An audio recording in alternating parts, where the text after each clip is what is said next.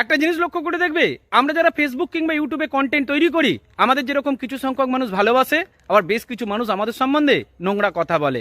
তবে এই প্রথমবার কোনো একটা ভাইয়ের খারাপ কমেন্ট পড়েও আমার সত্যি ভীষণ ভালো লেগেছে। সেই ভাই এত সুন্দর করে খারাপ কমেন্টটা লিখেছে, যেটা পড়ার পরে ভাইটার প্রশংসা না করে আমি আর থাকতে পারলাম না। সেই ভাইয়ের সাহস আছে, এটা কিন্তু সকলকে মানতেই হবে। সেই ভাই আমাকে লিখেছে, তোকে শুধু মেয়েরাই কমেন্ট করে, ডিভোর্সি মেয়েরাই কমেন্ট করে, পুরুষ মানুষ তোকে দেখলে ঘেন্না করে, তোর ভিডিও দেখলে আমাদের গা জ্বলে ওঠে। এটা কিন্তু সত্যি। অনেক পুরুষ মানুষ হয়তো এটা লিখতে পারে না, কিন্তু ভাই সাহসিকতার সঙ্গে এত সুন্দর কমেন্টটা করেছে।